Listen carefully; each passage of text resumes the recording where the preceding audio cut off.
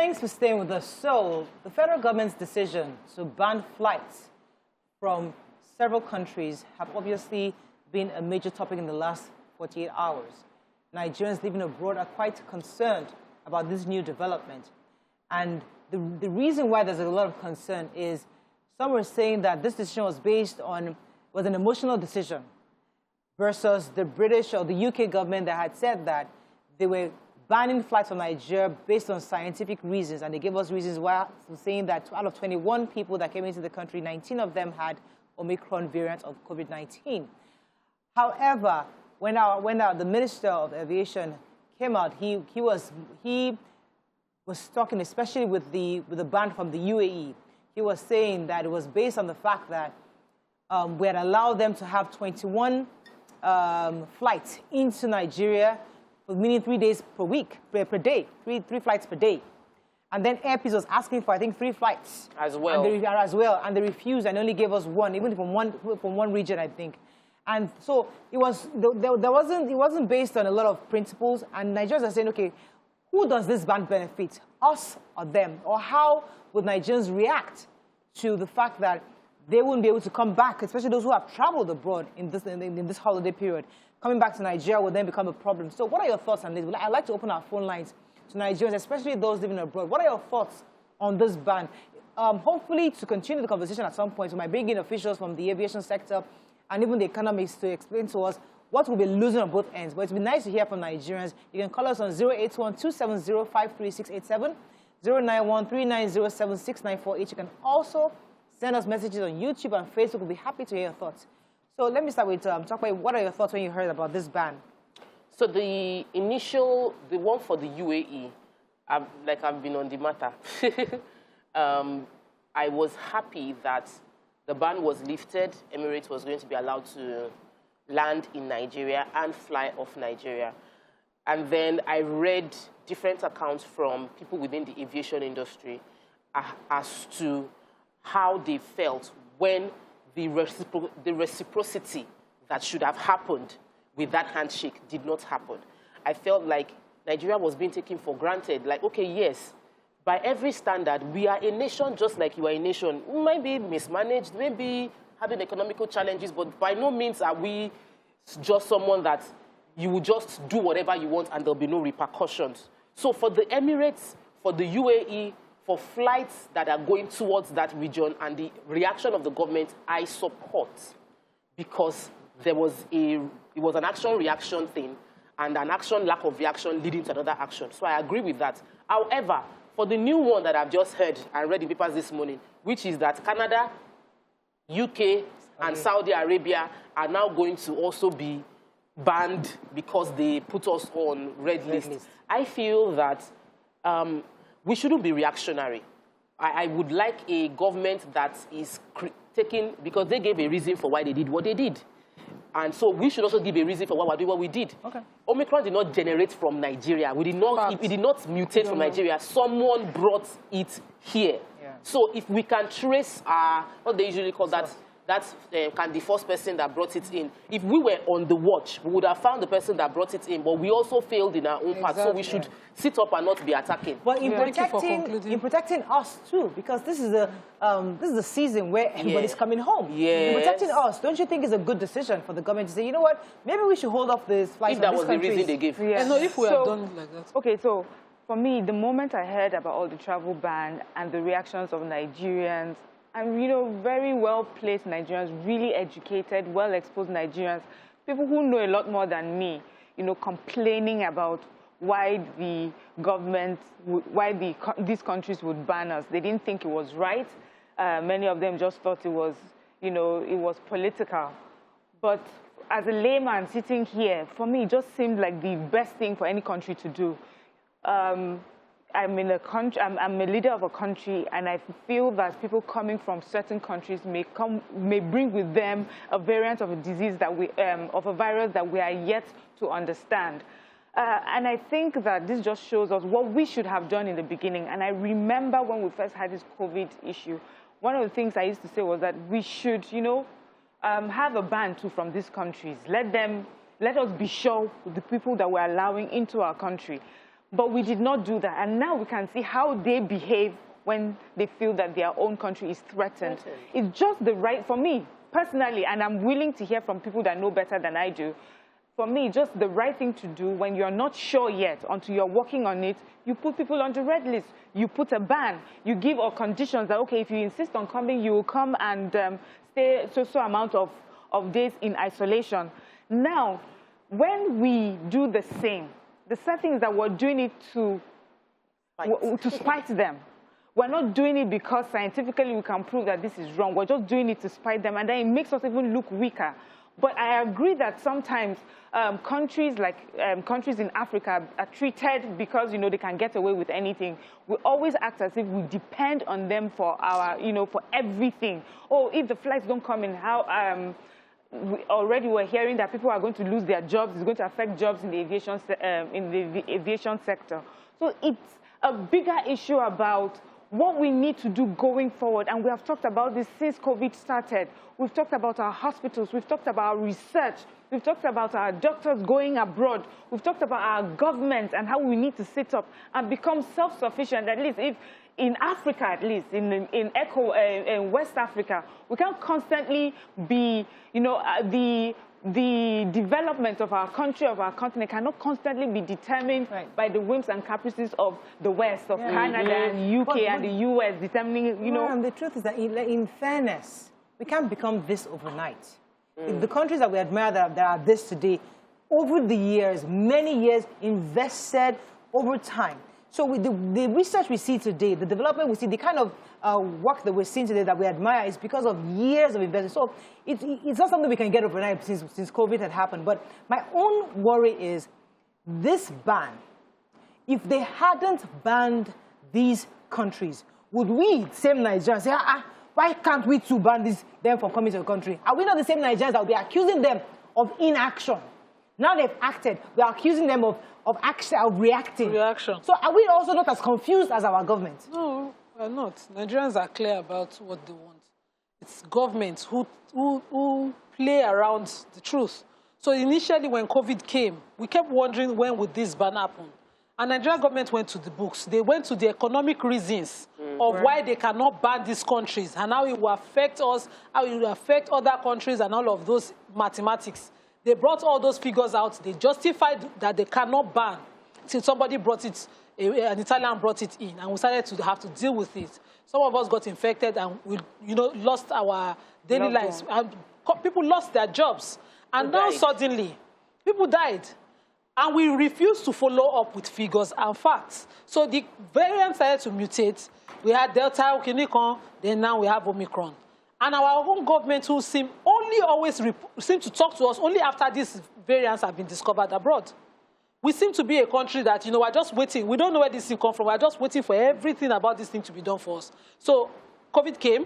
We did not know how to do anything about it. We didn't ban until they banned the whole country, the whole world before we banned. And then eventually when our people got infected, we started to react by just building, just like every other country do on this one, building health centers to cater for it. And then we stopped. We were waiting for AIDS all the time. And then eventually we started to deal with it. When the variant started to come, we started to say, no, not deadly, it doesn't kill, and all of those things. But these are serious countries who are thinking, we don't want to lose a life before we start to react about whether it kills or not here. I have to go on a break, Nima, because I can almost hear Nima. If this ban wasn't taken, and these Nigerians did coming from US, UK for the holidays, and people that the numbers are, I can hear Nima saying, why did we not ban? Why did we not stop it? I can almost hear you. Let's go on a break. We'll be right back. Come back. Let me continue. I'm not finished.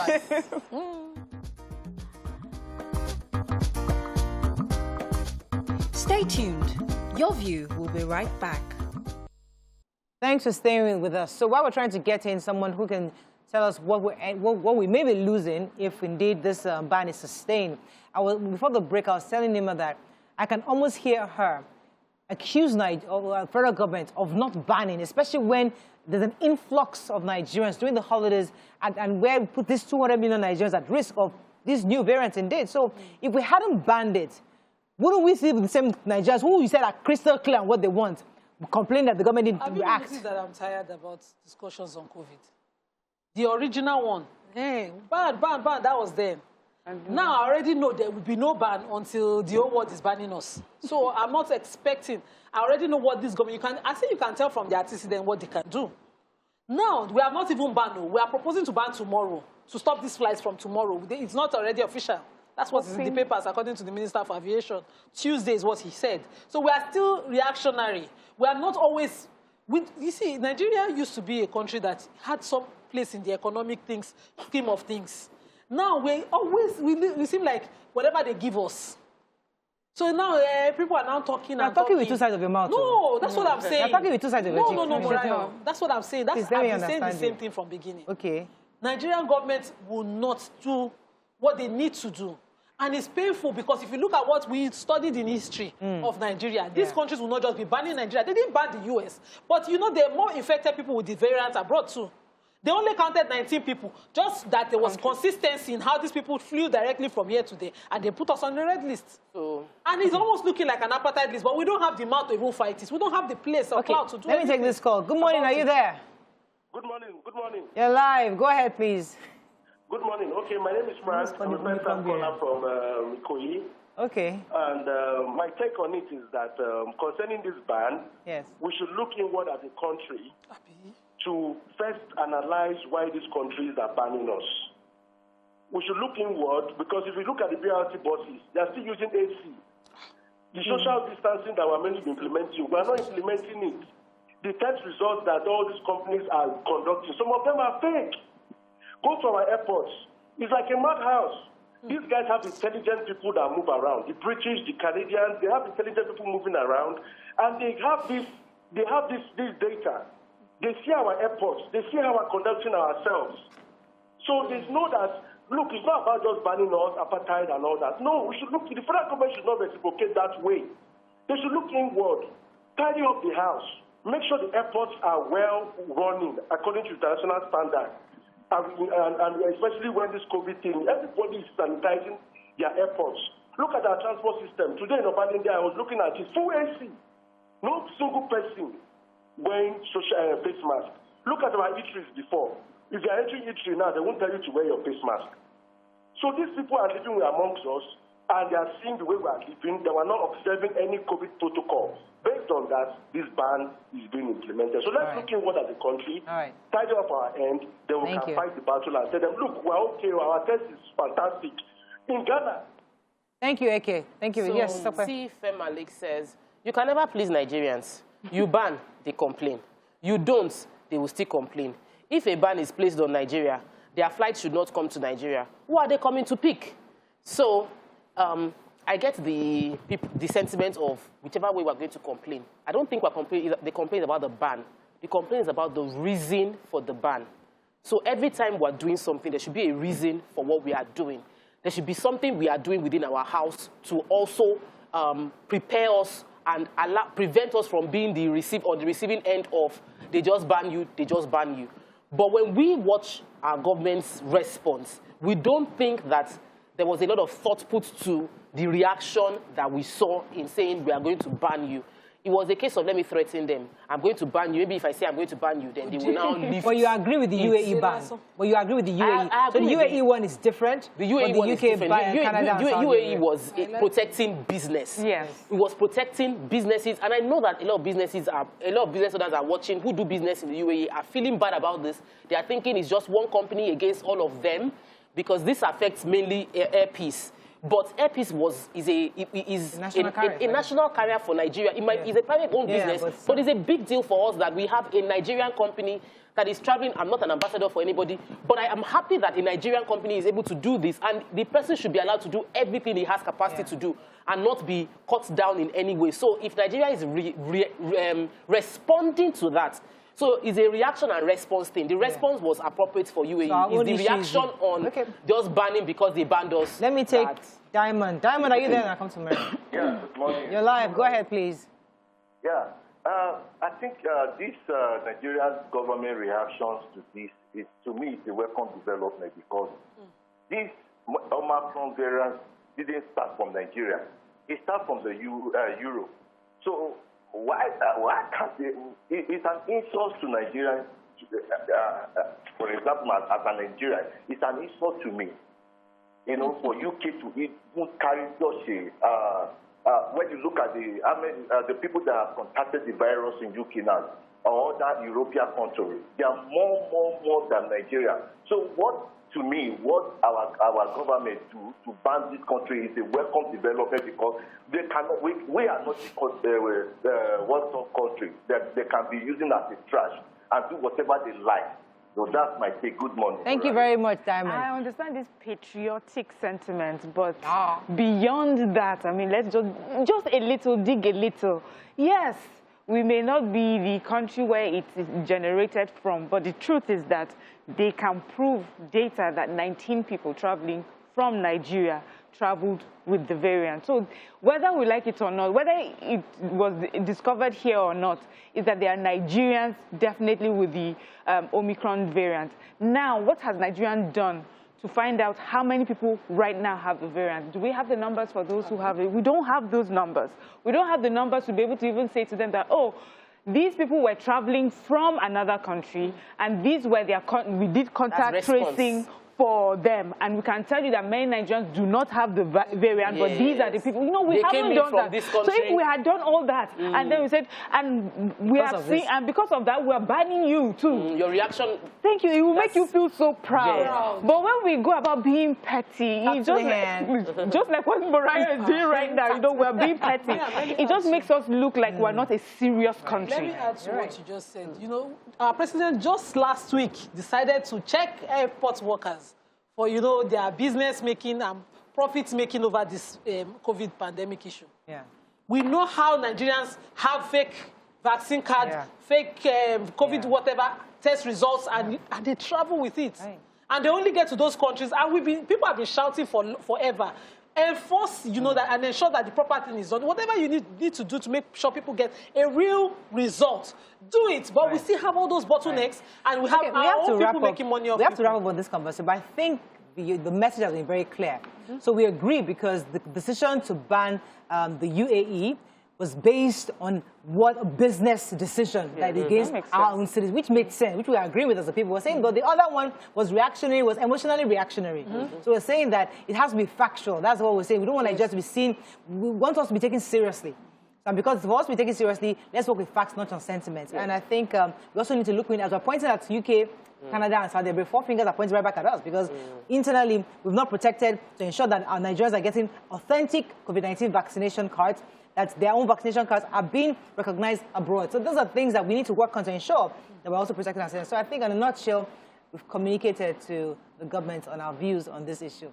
Let's go on a break. When we come back, move on to other topics. Stay with us. We'll be right back.